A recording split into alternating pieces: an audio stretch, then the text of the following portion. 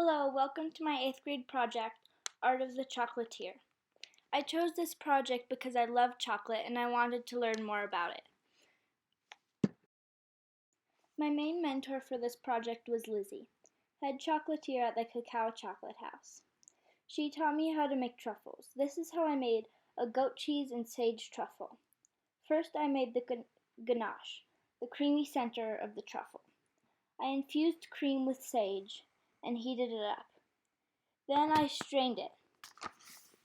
After that, I mixed the milk with melted chocolate until it was creamy. Then I let it sit overnight. The next day, I rolled it into half-ounce balls. Then I dipped it in tempered chocolate with a dipping fork. After that, I let it sit, and then I decorated and drizzled it. A few other things I learned from cacao were origins and history of chocolate. I also learned decorations such as feathers, domes, and piping designs.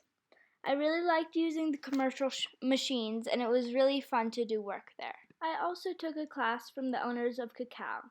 Cacao is the only bean-to-bar chocolate house in Santa Fe, which means they get whole cocoa pods and do all the processing on site. I learned a lot about traditions, fair trade, the quality of ingredients, additives, and processing of chocolate, and making sipping chocolates. I also learned about how the minerals in the soil affect how the chocolate tastes, so the different regions have different flavor profiles. Some of the basic flavors to note in chocolate are earthy, fruity, roasted, floral, spicy, and nutty.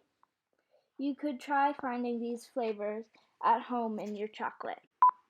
This is a diagram that shows how cocoa beans are turned into chocolate. Ripe pods are harvested every few weeks at peak season. The pods are split by hand and removed from the pulp. Then the fermentation process begins. There are two ways to ferment the beans. The first is the heap method, which takes 5 to 6 days. The second is the sweating method, which takes 6 to 8 days. After the beans are fermented, they are spread in the sun on a mat. After they are dried, they are bagged and shipped to the factory. This is how cacao receives their beans. After that, there's the winnowing process. The dried bean is cracked and separated from the shell. Only the nib remains.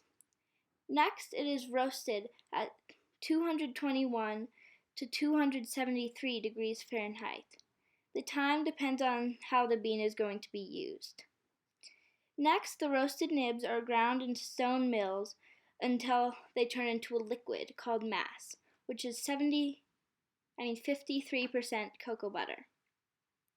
Then the mass is pressed to extract the cocoa butter. The blocks that remain are made into powder that are used to make chocolate. Chocolate is a product of the cacao plant, Theobroma cacao. Cacao originated in the Amazon, and with the help of ancient people, made its way to Mesoamerica. Cacao only grows within 20 degrees of the equator. This finicky plant needs light, high humidity, and constant warm to hot temperatures all year long. The first people to use cacao were the Moquaya people on the Pacific coast of Chiapas, Mexico. They were consuming cacao as early as 1900 BC. In Olmec and Mayan and Aztec cultures, cacao was used in ceremonies and religious rituals like burials, weddings, and battle preparation. It was so valued that it was also used in place of money by the Mayas and Aztecs. According to the 16th century Aztec document, 1 cacao bean could be traded for a tamale, and 100 could be traded for a turkey or hen. After the Spanish conquest of the Aztecs, chocolate was imported to Europe. It was still served as a beverage, but the Spanish added sugar or honey to counteract the natural bitterness. In 1815, Dutch chemist Conrad van Houten introduced alkaline salts to chocolate, which reduced its bitterness. A few years after, in 1828, he created a press to remove about half the natural fat from chocolate, which made chocolate both cheaper to produce and more consistent in quality. This invention introduced the modern era of chocolate.